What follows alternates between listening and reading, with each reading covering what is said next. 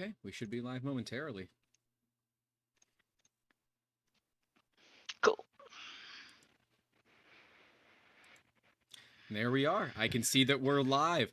Welcome, everybody, to Making Awesome Season 2, Episode 21 with Willow. This one, I am so excited.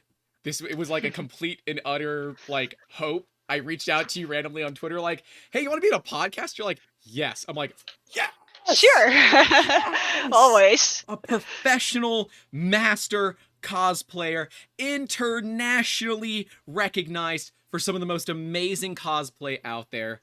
Willow, can you give us the Backstreet Boys, the who you are, the where you from, the what you did, and you don't have to love me, but that's all right. Thank you very much. Yeah.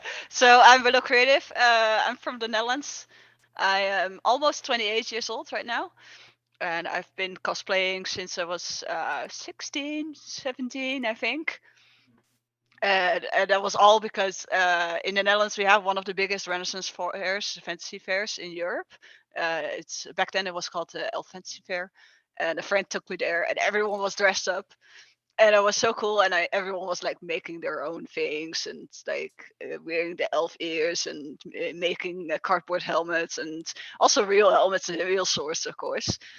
And that really sparked me to join the next year for this elf fantasy fair for with my own costumes. So that's why I like kind of rolled into costuming and cosplaying in general. And yeah, that's how I kind of rolled into it about 11 years ago now. And since 4 or 5 years ago, I really started getting out there and reaching out online and showing off my work. And a lot of people like it, so that's where I am now. Yeah, when you say a lot of people, you've got 74,000 followers on Twitter and counting. Of course, if you don't follow Willow on Twitter, what the hell is wrong with you? Go fix that right freaking now. But it is not just the cosplay pieces that Hmm. I love. I love seeing that journey, right? That journey of how it starts from that raw frame going into the piece. Maybe there's the image that you want it to look like, and you get it there every freaking time. It is Yeah, it astounding. is one of my it's one of my favorite things about making costumes and making props. Is like you can actually create something from like a thought in your head. It goes to a drawing and sketches and thinking about how it needs to work and how it needs to be looking like, and then putting that into raw materials and making an actual product, like a final item out of it. It's actually tangible and not like everyone knows the video games, all the cool characters that you can play, of course. But that's one of my absolute favorite things about it is how you can convey that thought and then make it something real and absolutely definitely show it from thought to reality. And that process is really my favorite to share. Absolutely. Is that what kind of brought you down this path, this idea of wait a minute, I can design this on paper and then relatively quickly have it in my hands where, okay, it needs a little bit of polishing, but it's done. I mean, is Hmm. is is that what really kind of has driven this passion of more or less this instant gratification? Yeah, absolutely. So you see sometimes people will spend years polishing a final product. I kind of just like having that thought and then making something out of it. And then like everything I build is almost always a prototype. So it's not going to be perfect or anything, but it's there in a few weeks or in a few days if I want it to be. And that's really really gratifying, like you said. And you can keep making new stuff every single time. You don't have to do the same thing all over again all the time for years upon end. I just like doing something new every time and learning something new every time I do it. And I think about 5 years ago I started with game art college because like I liked video games obviously, and Mm-hmm. that's what started me on making all these video game costumes. So I went to college studying for game art, and while that is really cool, you can create all kinds of cool stuff. It will always stay virtual. You'll never have like a real tangible thing, and that Right. was really what what pulled me out of the game art again and back into costumes, because like you can actually make something real, and that is my favorite part about it. Do you believe that experience in game development and in game design, kind of understanding the design process digitally, has assisted you in the physical world as well, or are some of those skills not as transferable as you would have hoped? Oh yeah, absolutely. I actually focused the major parts of my third and fourth year in college on combining the actual 3D process, the actual virtual process, together with the costuming parts, basically. So of course, a lot of people know my work for the 3D models and the 3D printing that I do to Right. help complete my projects. And a lot of that I was able to experiment with that while I was in college. They had a 3D printing lab, and that inspired me to buy my first 3D printer 4 years ago as well.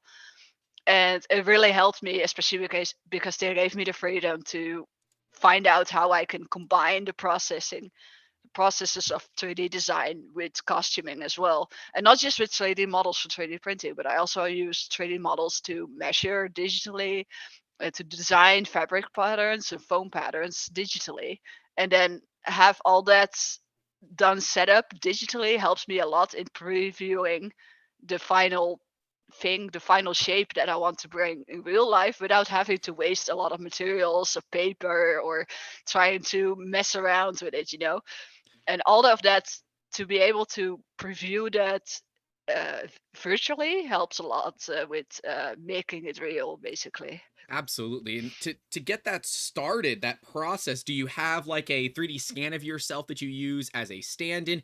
How do you start that process digitally to make sure that, and the big one to me that stands out are the wings that you've done recently. Just seeing all of that come Hmm. together and that wide camera shot, and you're standing there and these wings just unfurl, and they're, I would guess, like 3 meters wide. I mean, it is an insane wingspan.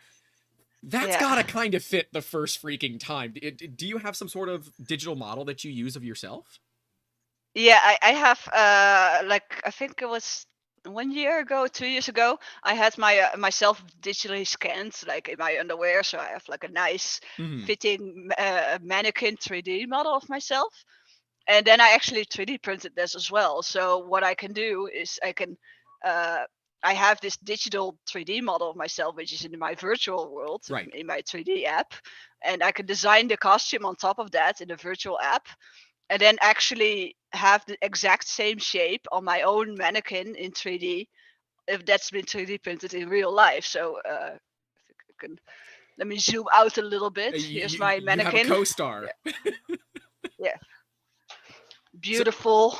this is a 3D. Is this a 3D printed mannequin of you, This or is yeah, 3D printed of myself, so I'm exactly the same height. See? okay? That's awesome. Yeah, that is absolutely awesome. Of course, I can take it apart. So if I only need the head or only the upper body, or if the arms are in the way or anything, I can take it apart, and that's super useful because like you can actually shape what I've been doing in digitally, and then have it on my own mannequin while I did it. So Right. let me see if I have this. Please tell me you dress that up for Halloween and scare people, because I would. I know I would. I would just put it on my balcony. So let's see. So this is like Oh one of man, my. This is a dragon head I made that's 2 years beautiful. ago. This is actually part of my graduation project, and I designed it completely virtually because, of course, my college was 3D art. Hmm. So I designed everything virtually and then printed it out in real life and used fabric patterns and all that kind of stuff. Let's see if I can share the virtual scene of that. I can share screen, can I? Oh yep. Ready when you are Cool. to share screen. Yes. I think you can see it Yep. now. Okay, so you're, what program is this? Is this Blender? This is Autodesk Maya. Oh, it's Maya, of course, because video game. Right, right, Yes. right, right. I learned Autodesk Maya in my school, in my arts, basically. So I have like a simplified 3D model of myself in here, Okay. and but I have all kinds of pieces of armor and stuff that I used for for the measurement of the patterns, basically. It's so cool. Like I can see, this is the shape. This is not the actual shape of the 3D print I made for this head because it's, of course, very high polygon. So Yeah. I took it out, and then I can like basically make the entire silhouette for myself. I didn't include the wings here, Mm-hmm. but I think can I show my entire screen or is it just? You can show whatever you want. Yeah, you're good. Mm-hmm. No, I can see entire screen share. Oh, can I? Yeah, thank you. So I think I have like it's all different kinds of pieces. So this is the actual virtual 3D model. Oh, that's ZBrush. Okay, so I was gonna Yeah, ask yeah. what you're So designing in. That's ZBrush. I know that's that like the color. second. Yeah, exactly. So the main apps I use is Maya and ZBrush. So ZBrush is for the detailing and all that kind of stuff. And then I can take the basic stuff that I use with Maya. Mm-hmm. And then let me just. Can I stop sharing? I think I Yep, stopped sharing. you Did did. I? Cool. And then I can detail it with ZBrush and then have it 3D printed. So that's like this is like the weird scar that you were seeing in the video. Right. And that's Yeah. just the most satisfying thing about this process is just having the digital image and then making it real is just really satifying. Oh yeah, it is incredibly satisfying. Not that any of us on this Got batteries podcast would in know it. anything about incredibly satisfying. Oh, it's got lights. Oh, it's Yeah, of got course. lights. Oh yeah, lights are definitely my specialty. I love putting lights in everything. Ah, yes. The pieces are amazing, and it is not just click, print, get part. There is so much more involved in this, right? It is. I do try to make like I do try to experiment a little bit more in settings and different types of finish, and not just print, click, standard settings and print, and then just have it. But I try to make it a little bit more in depth than just the standard settings. There's a lot of things you can do with 3D printing that doesn't have to be the standard setting. You can do so much cool stuff with it. For example, what's this guy's name? David, I think, that prints scales on fabric. I still want to do that sometime. I'm I happy to never connect you guys if you haven't been connected yet. I think he has a Twitter. Yeah. I think it was David. David Shorey. Yeah, David Shorey. Yep. Yeah, exactly. He You was a know former this guy. guest. He makes scales on fabric, and I still haven't tried that. I still want to do that because like it sounds perfect for costumes, doesn't it? So all that specialty 3D printing, I want to bring it a little bit more beyond just the basic setting and then print it, and that. So there's so much experimental stuff you can do with that. There really And is. I really like to try to exploit that and then make cool stuff with it and see and show what you can do more so than just the basic stuff and just the basic hey you point and click and it's done. That's not how it works, especially because I also have to design it at first, which is often it takes more time to design an actual 3D model than to make it or carve it sometimes, even with the traditional costuming methods that I often use to fabricate costumes as well. So I really like to show how much more goes into that process than just a point, click, start, and finish. And that I think a lot of people like seeing that as well, and that's why people like it so much to see what I do. I know I do, right? Because it provides a bit of not just transparency into the process, but a little bit of a look into the background of what you do, right? As Fierce Fighting Robots, and I think it's Marion, asked, are you working alone on this? Because we don't know. My guess is that you are, but do you have someone that works with you on any of these pieces, or are these just, you're a one-woman show? No, it's always been me only. I work really poorly with others. Everything is done by me. All the products I sell are personally handled by me, packaged by me. I still need to learn how to hand over a little bit more work. Don't we all? Because like at some point I just don't have enough time anymore. People ask me, oh, can you make this product, can you put this product back in stock? Because like I used to make a bunch of like custom onesies and custom custom costume heads and ears and all that stuff, but all that stuff is handmade by me. And at Mhm. some point, I just don't have the time to do all this anymore. And I do like keeping trying new stuff all the time instead of having to produce all these things continuously, repetitively all the time. I do like finding new stuff to work on. So yeah, at this point it's all me. I do have a partner, but he's more into IT and all that kind of stuff. He's never really taken an interest in costuming, and so it's all down to me basically to design and maintain my 3D printers and do all the sanding and painting and all that kind of stuff is still me. I personally find that the sanding and the painting process takes as long, if not longer, than the 3D print itself, especially Hmm. if it needs to be photo ready. Like, if it's going to be in the background, it doesn't have to be Yeah. perfect, right? But if you're going to be doing, high quality photo shoots like you do, if it's going to be shown off like crazy, you really got to make sure that every layer line is gone, Hmm. that every Yeah. piece is bondoed over, that the paint is icy perfect. Hmm. But some of them are easier than others, right? Which is the most difficult one that you've ever done?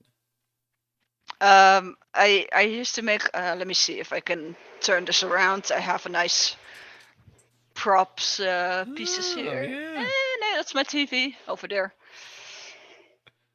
So I got a bunch of props over here, and these are probably the most difficult ones. I'm not sure if I have a battery in them, but these are part transparent, and also Wow. I do have a battery in them. Nice. Nice.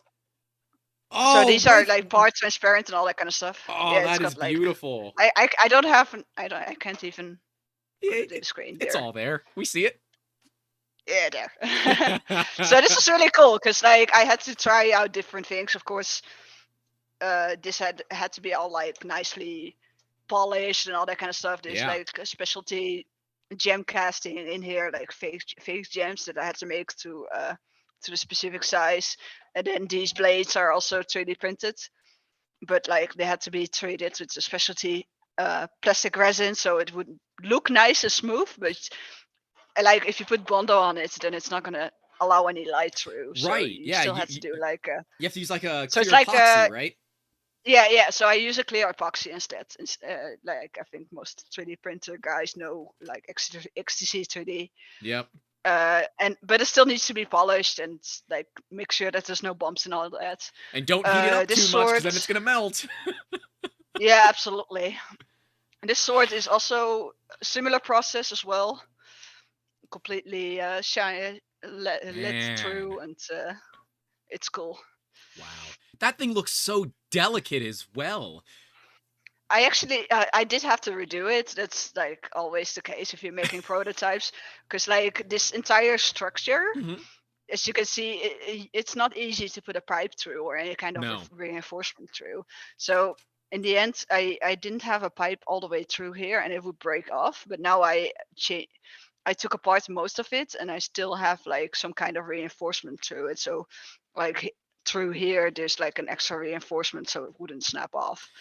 Little piece of metal, Because carbon fiber, wood. What are you yeah, using for that reinforcement? usually yeah, metal pipe, and then I use like I designed a custom 3D printed coupler so it would connect with the main pipe that's already in here, you know. Nice. Okay. And then like yeah, so there's a metal pipe, so there's a plastic pipe in here with the battery, of course, Nice. and Okay. then I could just stuff that in there. It's just a plastic pipe. Oh, yeah. That's But brilliant. that's really nice because like with 3D printing, you can create all these custom connections. Mhm. You just gotta make sure that they're strong enough to hold whatever project you're making.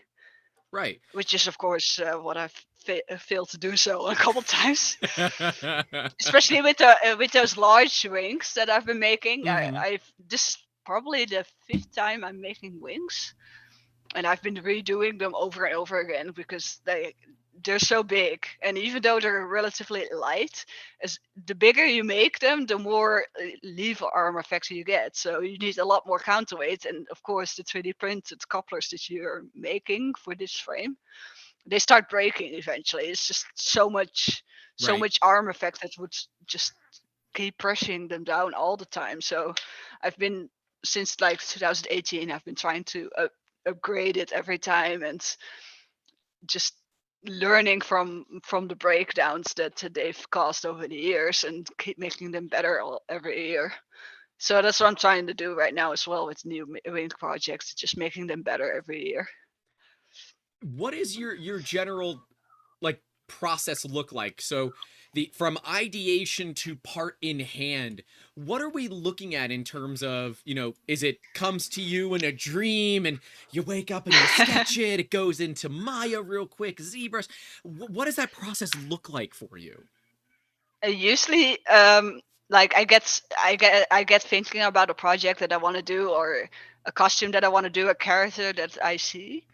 I usually, with all the things that I watch and experience, I already have like some kind of picture in my head what kind of materials I want to use, and I just start writing. I open up a notepad file and I start writing all the materials that I want to make. And I think about, oh, if this helm needs to go this or that, what kind of materials should I make it out of? What will be the most convenient way of creating the structure of such a thing? And for example, with the wings, of course, I've done wings before, Mm-hmm.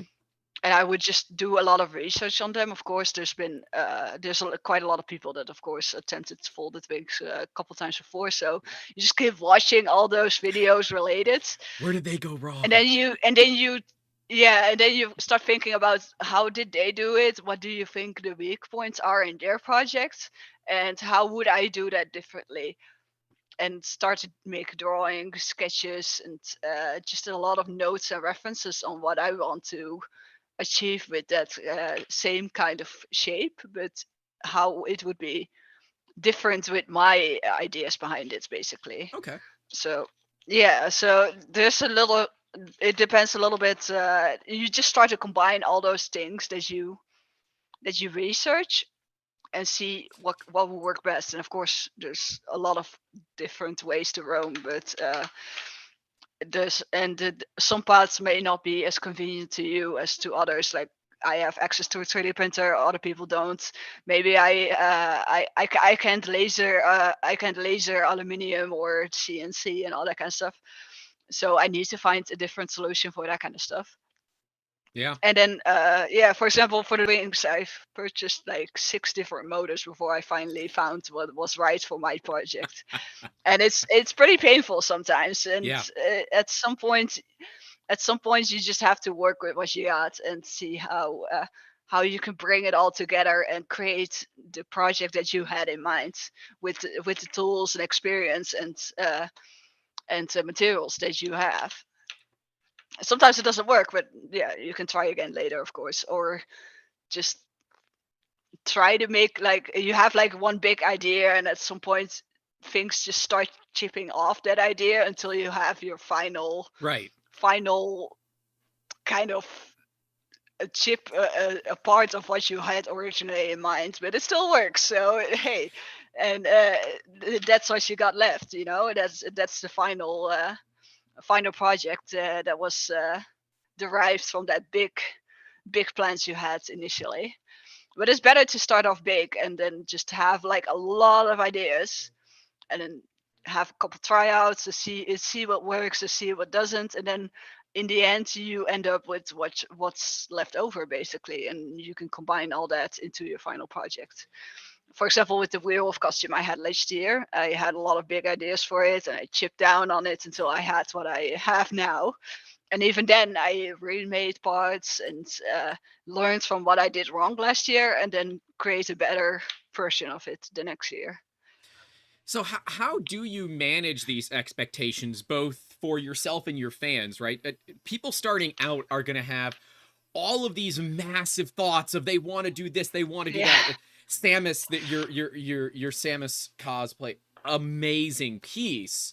But boy, howdy, that is not like one that you're just going to dive right into. You really got to know what you're doing. So how do you set those expectations so that as you're chipping away, you don't become hmm demotivated or just say, F it, I'm done, and walk away? Yeah, I mean, it happens sometimes. I have a bunch of abandoned costumes Oh, in crates, of course, It depends a little bit. Sometimes sometimes the fans get really excited about a certain project I'm making, and it drives me forward as well. You know, That's fair. sometimes people have new ideas, so they comment or DM me with a bunch of ideas, or how are you gonna do it that way, or are you gonna do it this way? And there's just generate they take an interest in what's coming in the next step, basically. So then I'm also motivated to take the next step.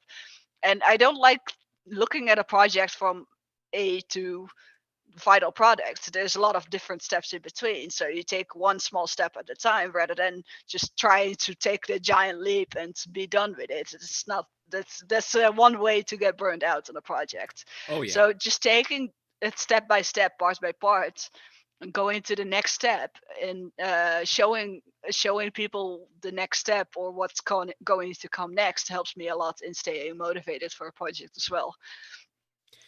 And not only do you do high-end cosplay for yourself, but you're also selling on Etsy. Where did that come in? And you're like, I should just start selling these. How did that come about? Like I said, 4 or 5 years ago, I got my first 3D printer based on like I saw all the 3D printers in the 3D printer lab at my college, and I wanted to do more with that as well because I wanted to take things to the real level, to real life. And one of the first things I printed was custom demon horns for my demon hunter cosplay I still have, and a lot of people also wanted those horns, so I started printing a couple like copies for friends and all that kind of stuff. And I designed different horns and different types, and basically started a little web shop selling those 3D printed horns. I had to purchase more 3D printers to keep up with that. Right. And I basically started growing more and more. And I started out with like one type of horns. People would want changes or different style, different shape, all that kind of stuff. And I would start putting those different styles and different shapes in my store as well. And that's how it started growing over time with different types of horns. Eventually, I started selling masks as well as someone was requesting like, hey, could you do like a horned mask instead for me as well? And that's how so right now, most of my store is selling 3D printed horns and masks. And that's how it's started as well. It's just grown over time with all these sort of customer requests, and then I could start them as an actual shop selling all these different types and shapes. I was gonna go take a look at the like Etsy store, but I ones. see you just took it on a break, which is good. Yeah, so like I said before, everything I do is I do it solo, and I literally don't have the time to keep up with the orders, so I often have to close down the shop like 2 times a week for like 2-3 days per week every time. Otherwise, I can't keep up with the orders. Not while still being able to work on my own projects. So what I quite see a lot is that customers, they would start out making costumes for themselves, and then they start up selling stuff related to their costumes, and then they'll kind of like stop making their own costumes and only start selling stuff. And that's not what I want to do, because it's just Right. it gets repetitive and boring, and you just You end lose up the packaging. passion. You It end up becomes a packaging the business. same stuff. Yeah, I do like running my business, but I still want to keep like half of my time for my own projects and showing this cool stuff. That is really part of the satisfaction for me. And I wish I could share like more of my work with more people that want to purchase it, but I do have to make like that's yeah, that balance between selling my stuff and still being able to make stuff and create new things rather than just end up making the same thing all the time. So I really wish I could offer more. For example, a lot of people want to experiment with their own version of the werewolf mask that I made last year, Right. but they just take a lot of time to put together, and I have to stock on a lot of different parts for it, like electronical parts, and having it printed and making sure that everything works and doesn't fall apart. And And what's the print uh, time on something like that? I mean, that's got to be 30, 40 hours worth of printing, no? Absolutely, yeah. So I do like optimize my 3D prints a lot. So all the prints that are currently in my store are very easy to print. Yeah, they're already very optimized. So, Right. but before you get there, there's been years of me selling those masks in a less than optimized way, and it just takes more time to print and more time to clean up. So before you get there, it takes a while before those prints are there. And releasing a new product all the time, it just takes a lot of time investing in optimizing it and making sure that it works well, and making sure that you can put it together in the most efficient way, so you don't waste any extra time on that you could spend that I could spend on new projects. So it is quite a delicate balance, and I try to not overwork myself and create too many orders for myself, and not being able to create anything cool anymore, basically anything new. That is, I'm impressed about that, right? Like, I'm a business owner too, if that isn't immediately clear to people, I'm sorry. And I will spend 18, 19, 20 hours a day, 6 to 7 days a week working in this business, doing new things, working on the content for the channel, working on parts for Mhm. clients. And yeah, it's very very easy to get burned out. So to hear you say I am prioritizing not only my personal products but my mental health alongside of the business is crazy valuable. I would say that is a massive piece of advice to someone that's starting out. Don't go down my route unless like you have the fortitude to do that, but you're going to burn out. Just understand. Make sure that you take the time for yourself, Mhm. because you don't know what you're capable of until you hit that limit, and a lot of times you've gone over that it limit when you it realize it you hit it. builds up, it builds up before you realize it, and you really Yeah. have to pay attention to that, because you're not going to realize it until it's too late, and you're already so deep in it that it's really hard to disconnect from it. I do have to mention, I do have the luxury to take off, like to actually close my shop and say no more Yeah. orders. So that can be very difficult for someone who's just starting out and trying to make just a little bit that money to actually pay your rent and get your groceries and all that kind of stuff. So I do have the luxury to decline orders like that, and I know a lot of people don't have that luxury, and it makes it very hard to make sure that you put yourself first and make sure that you still have room to optimize and not just keep doing the same thing, but also look at ways to optimize your process, so you have more time for yourself and more time to develop new things and not get stuck in the same repetitive rhythm. That's that's probably it. You know, it's funny. We've talked about this with Pooch from Repcord, the whole business versus personal life. How do you balance those? And that it takes a very understanding significant other to be, you know, in a relationship with someone who runs a business. And you said that your partner's big into tech. So how do they feel about your hobby and likely filling your house full of cosplay parts? Yeah, as ITer, he doesn't need a lot of space, so I usually take everything else. So and like, yeah, sometimes I do take my work into the evenings and all that kind of stuff. I would still be working on the couch watching a movie or something, and so that is something that overlaps a lot, and that is bound to happen basically. And yeah, so you'll it's just a little bit everywhere. I have boxes laying around in my living room waiting to be shipped on Monday, so that kind of stuff will always be there. And I do want to eventually just get my own place and own workshop and be able to go to work and come home in a different setting, Oh and all gosh, that kind of stuff. yeah. Yeah, I still I'm still kind of that work from home kind of person that just I work on Sundays. I work whenever I want to, and whenever I don't want to, The bills don't pay whenever I don't themselves. want orders. Oh, absolutely. So I still want to work on getting that more separated. Hmm. And I also want to work more on being able to delegate work so that I don't have to do everything solo anymore. But for me, it's pretty difficult to hand out hand out my work, my babies, my projects to someone else, and have them help me with that. So that's something I still want to work on in the future. Yeah, that's it.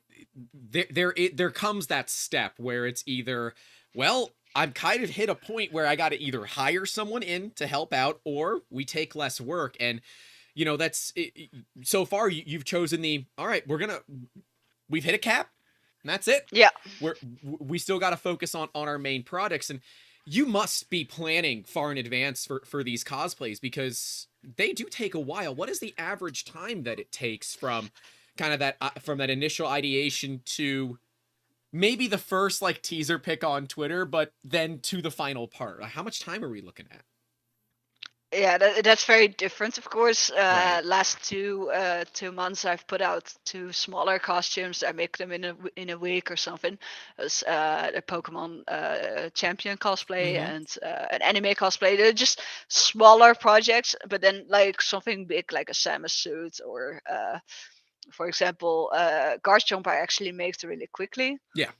It depends a lot on like what kind of time, what's the motivation I have for this project. For example, guard jump was made in 10 days, I think, which is relatively quick for a big project like that. So usually it takes about a month to 2 months for such a costume. And the Samus suit was made in a month. And what else we got? Mewtwo took a little bit longer. Mewtwo was one of those projects where I was a little bit over ambitious. I had to refurb a lot, refurnish a lot of parts of that costume, Mm-hmm. because like just like the dragon costume, I made it up in virtual space and then tried to make it in real life, but it didn't work exactly as planned, as usual. Right. Of course, in real life, you have a lot of factors that come into play, like tolerance and the thickness of materials and the shape. Did I It have a turns out big dinner? different. Yeah, so it was a little bit more complicated. I had to take apart a lot of things and rebuild it, and that was all over the course of like 4 or 5 months. And but Wow. I also had a bunch of other projects running in between, and I have personal commissions and orders from clients, and my own Etsy shop in between that I still have to produce for, package orders for, make sure all my stock is filled, and if that I have the correct materials, and all that kind of stuff is all running in between. So it makes it very hard to put an actual timestamp on a project like that, especially because you have so much running simultaneously. Yeah, it's true. Time management is probably one of the biggest, I would say, the most important things, and the biggest things we as makers probably suffer from is proper time management and getting in over our head for those particular projects. How And many then you see something else, and you're like, "Oh, I kind of want to try that as well," and but I don't have time for that. I'm still working on that, and yeah, I've said and this with then Pooch. If you don't have a little bit of ADHD or a lot of ADHD, you're not a maker, right? It is a requirement to be, ooh, shiny, and go in the next direction. When the shiny you've been working on for the past week and a half is still not even close to being done. But you yeah. have to make sure that you can kind of reel yourself back in and finish that project. It is tricky, yeah. And then I'm dealing with customers as well. I'm dealing with clients, Mm-hmm. multiple clients at the same time, and then I'm dealing with sponsors as well. As a content creator, you get like people that expect you to use their product, and they'll be like, "Hey, we haven't seen our product in the last 3 months on your socials. When are you going to start on that?" And then you're like, "But I have 5 other things laying around that I also need to do." So yeah, I start to tune down on the sponsors a little bit, because people expect certain projects and certain materials, certain machines to Sponsors be don't get it. used, and there's so much going on and so many client communications that you also have to handle all in Yep. between. So that it just adds a little bit too much sometimes.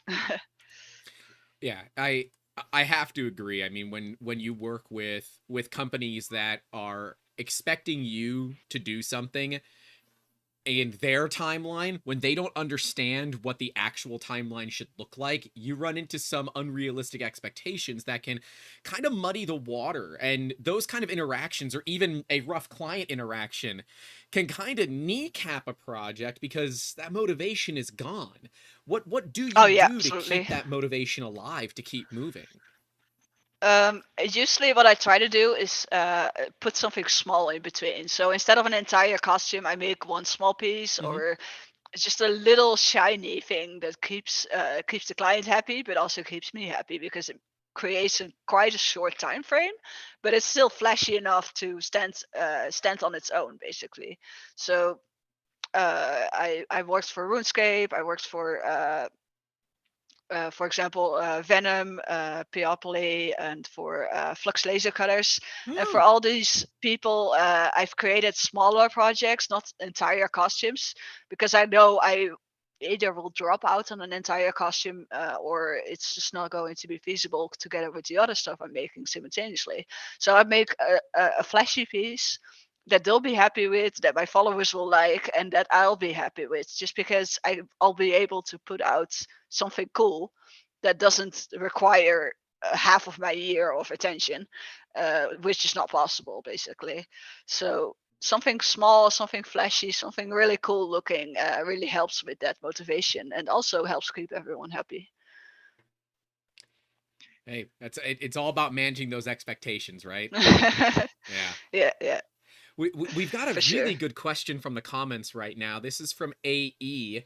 You make fantastic costumes, and it's fun to watch the process as the pieces develop into your vision. You use a bunch of tools to get there, but do those tools ever inspire you to go somewhere else?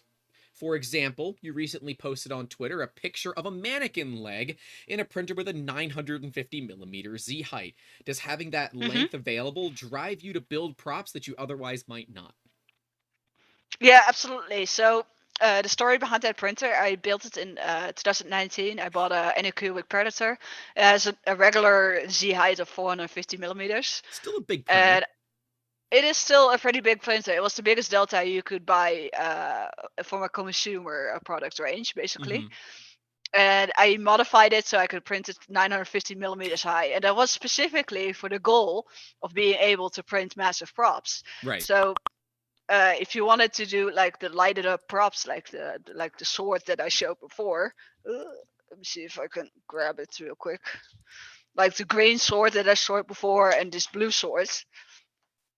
Mm-hmm. So I've experimented with like LED works and 3D printed transparent 3D prints before, Okay. but a crucial part about transparent 3D prints is that if you have to print it in multiple parts, then you're going to have a seam line. And with a Right. regular 3D print, you can send it away, you can bond over it until it's gone, but it's not going to work with transparent 3D prints. So No, I it will built not. that printer. I saw someone, I think he's like, his name is like making underscore props on Instagram. He had an Anycubic Castle 3D printer, Mm-hmm. is also Delta printer, and he would make giant LED swords with that 3D printer just by printing the entire transparent blade and then putting a LED strip in it. And I wanted to do that as well for the project I was making at the time, and just print a giant transparent sword with in one piece, so I wouldn't have the problem with those seam lines. And that works out really well. And then like I still use this printer a lot. It prints my regular orders as well. And on top of that, I can use it to print really big pieces like the mannequin and really large swords that are otherwise not going to fit in a regular consumer printer at home. So that was quite a challenge, and it works out really well. And I'm very happy that this printer is still like chugging on so for quite a while. I think It it's is my a oldest 3D monster of a printer new at the machine. moment. Yeah, yeah, absolutely. And it's absolutely my favorite machine. It's the oldest machine I have at the moment. All my other 3D printers are gone, replaced by new models.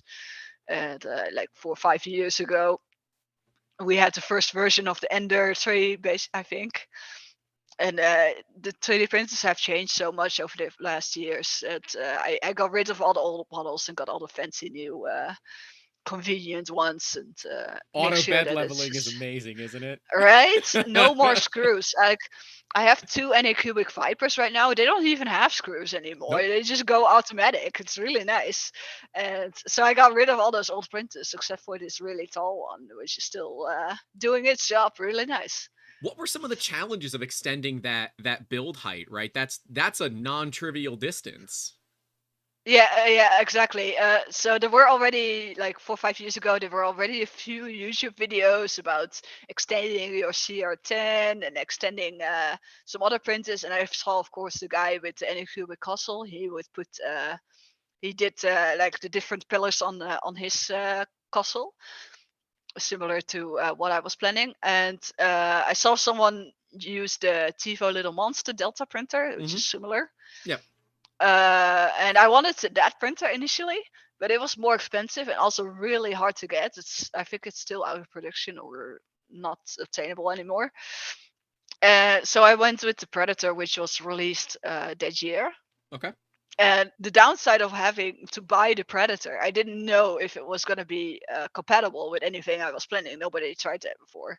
And then I got this thing, and it turned out the Predator has custom rails. So Ooh. the rails that they use, the aluminum extrusions that they use for their base, is custom made.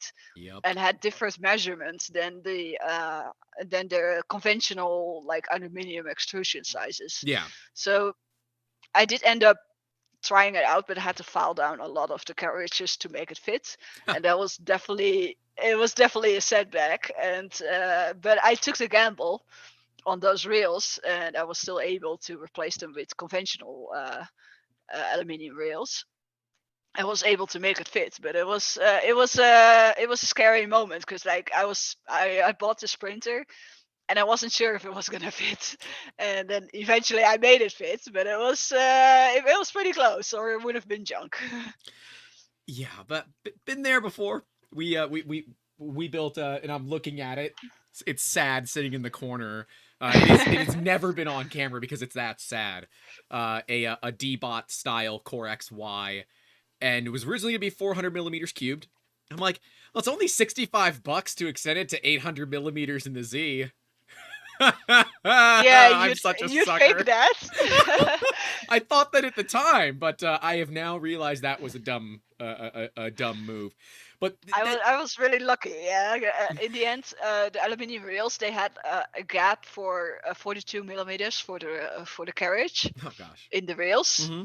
And the regular gap for standard aluminium rails is 40 millimeters. So Right. I had to file down 2 millimeters overall. But that was acceptable, you know? Yeah, I mean, But when you have to make it work, you have to make it work. Is that common in when you're working on the cosplays too, where you get kind of deep into something, you realize something's not right, you're like, well, we're gonna find a way. Does that happen? we're gonna make it fit. Yeah, that happens a lot. Yeah, you are gonna have to find a way to make it fit, and make it fit quick. Because if it's gonna take longer, then it's gonna end up in a corner, and you're never going to look at it again. Now, you clearly have a pretty substantial following, right? You people all over Instagram, Twitter, Facebook, your website, which is beautiful as well. What was that impetus? Because you said you've only been doing it for, professionally, I guess, a few years now, but you've been in it for about 11, 12 years. What was that impetus that you saw all of a sudden you were getting a lot more of attention than you were previously? I think 4 or 5 years ago, I started making my first wings.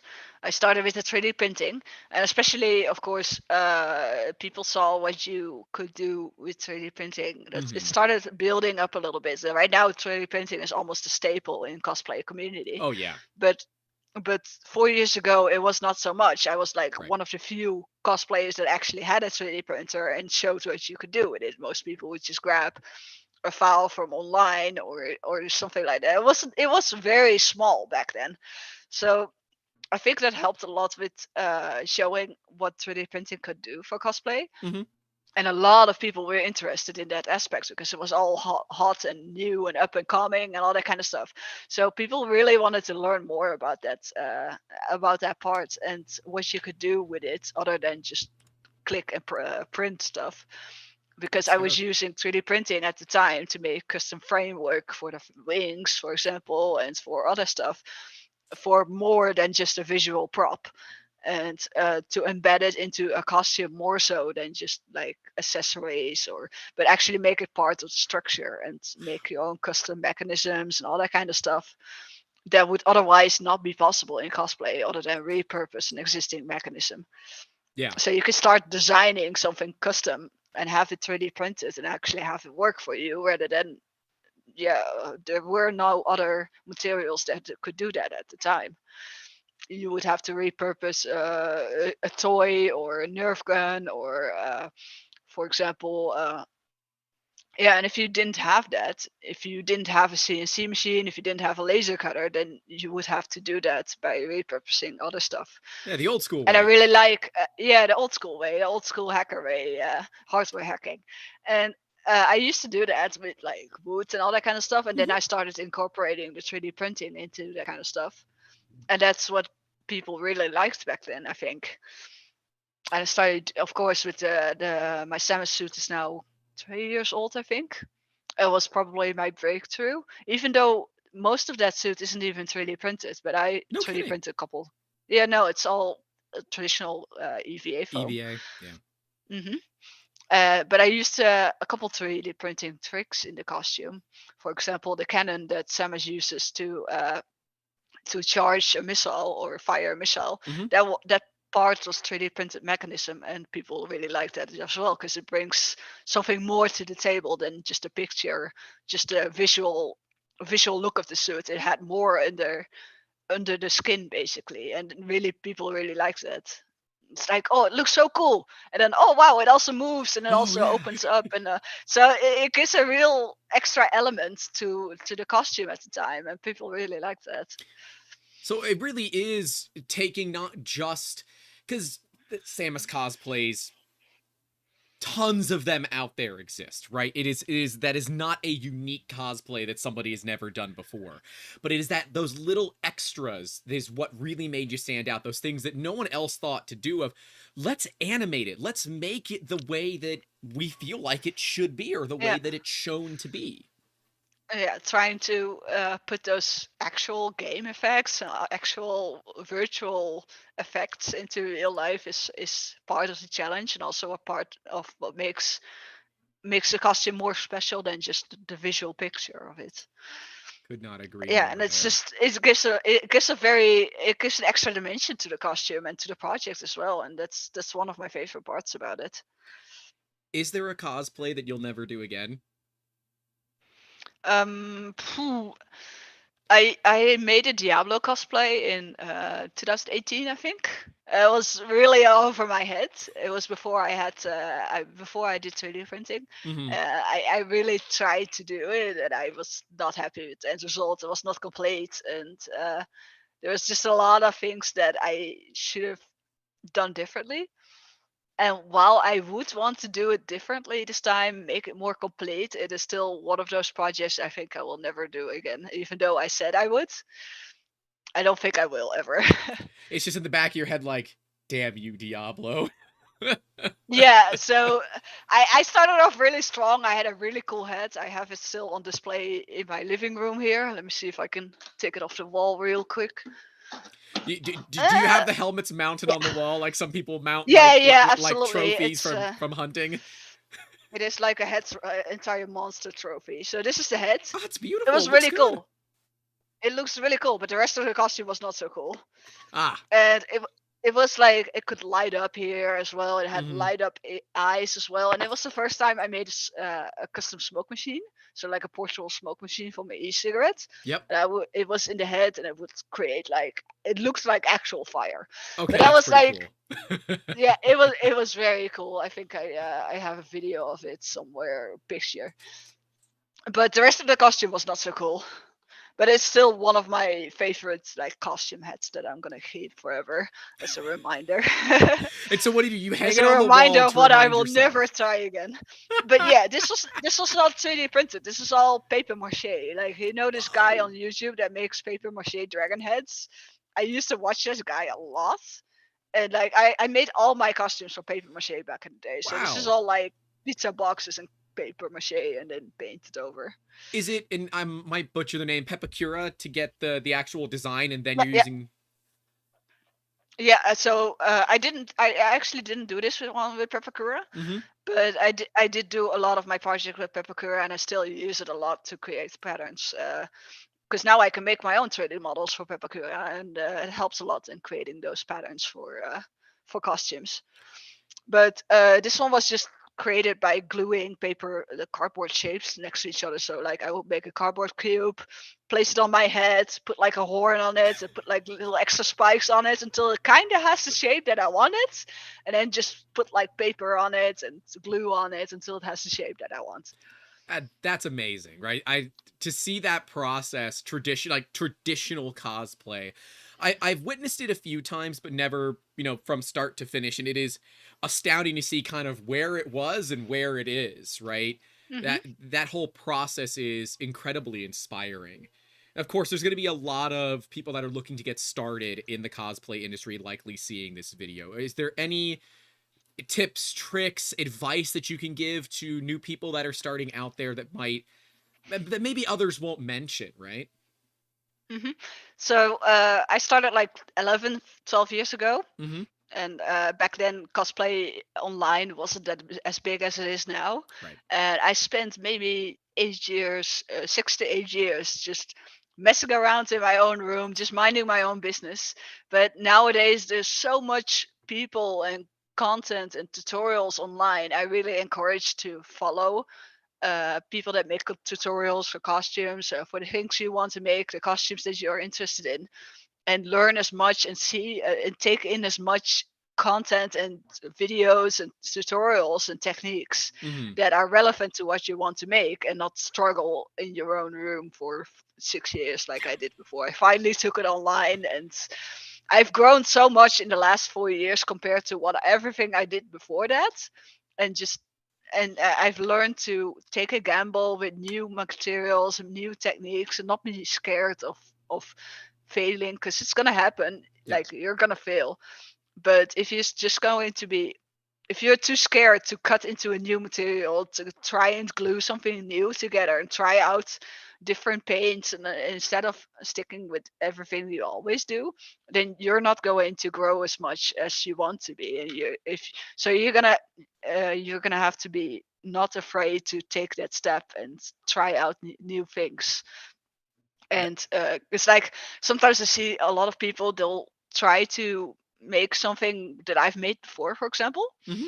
and but they're too scared to take the next step. They want to know exactly where they have to glue something, what they have to cut exactly, where something needs to go exactly. You shouldn't be afraid to try out for yourself.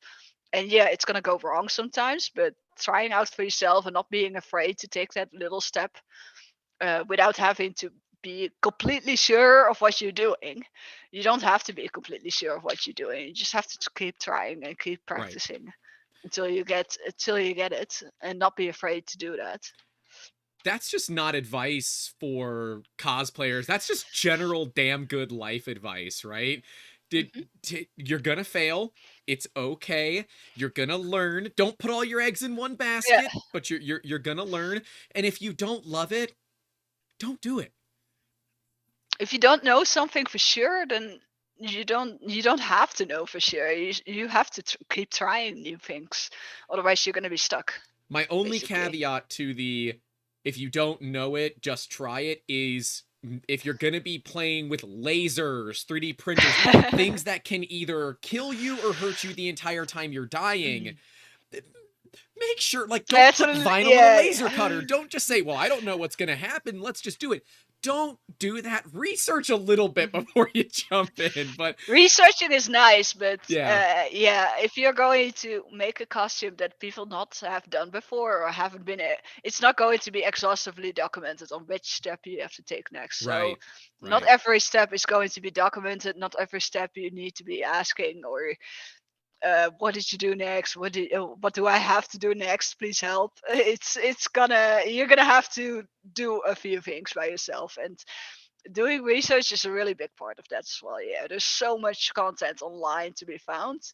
and that you can you're gonna have to be a little bit creative with combining all the different types of steps and techniques that you can find online to put your project together. And especially with costumes, there's so many different aspects of a costume. You have to be sewing, you have to be gluing, you have Oh to be yeah. cutting, you have to be designing, maybe even wig styling, all those different techniques. And you have to combine all those in a slightly creative way and be a little bit blunt about what steps you need to take next, basically.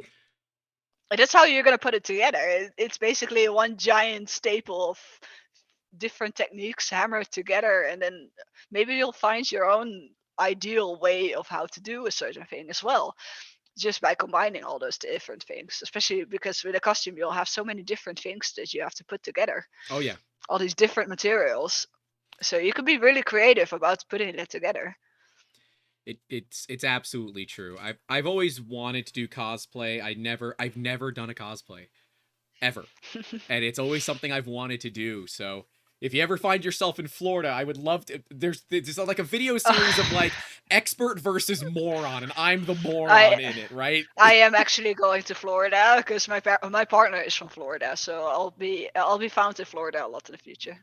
I I knew that, but I didn't know if you wanted to say that. We had Yeah, no, talked it's about that one fine. previously. But the 3D printing tabletop was in here too. He's right around the area as well.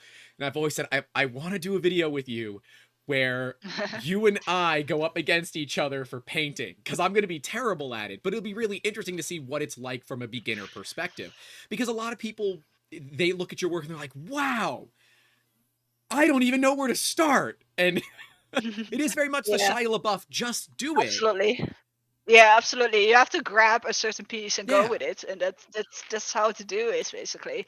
And like I said before, you have to not think about it as like a sketch to final product. You have to have all these little steps in between, and all those little steps that you have to take. And it's not just the entire thing that you have to do at one Mm-hmm. time. And a costume has a lot of different features. You have to glue, you have to paint, you have to pattern and different materials, and all that is just its own individual piece basically. Right. It's just in the end it starts to come together. It, So that's also really cool about costumes. You have just all these different little pieces that are put together into something big, and instead of just having like one shiny piece by itself. a shiny piece can motivate you to keep moving, though. That's what I do. Yeah, I have done that a lot.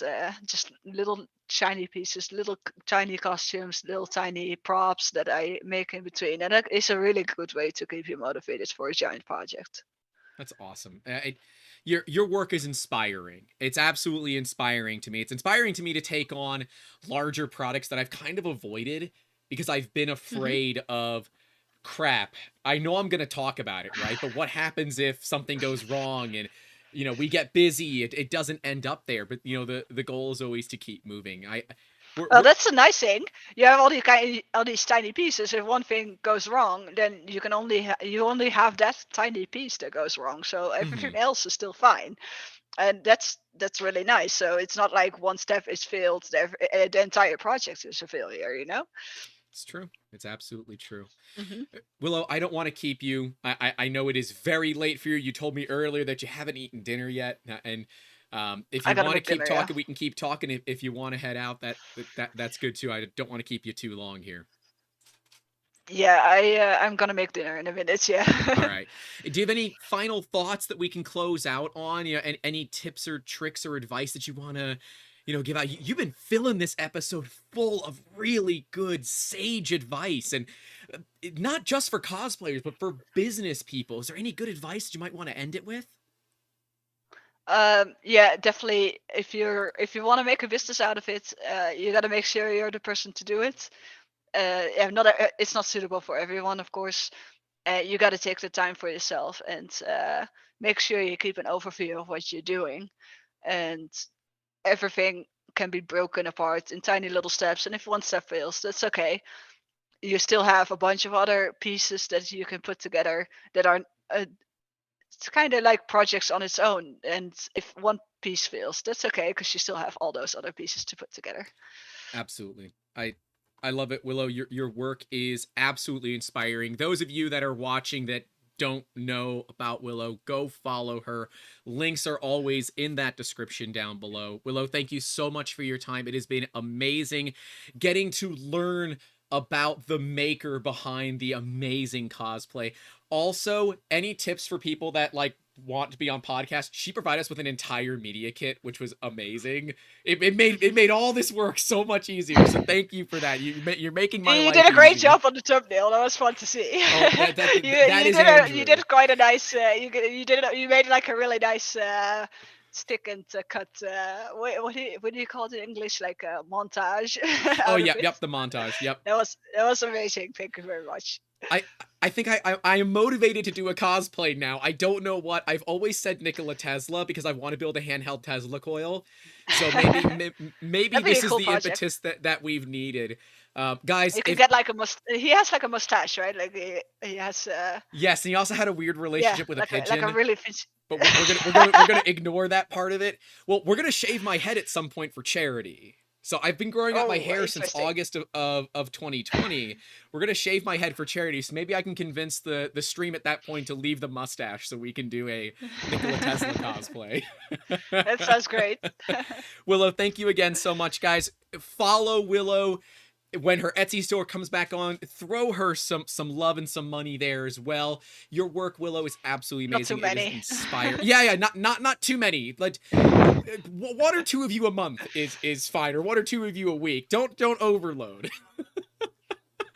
Willow, thank you very much. So much. I appreciate your time. That was great. Do you know my outro? You probably don't. Most people don't. No. Sorry. That's all we have for you guys today.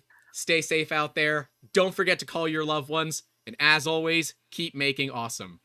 Have a good one.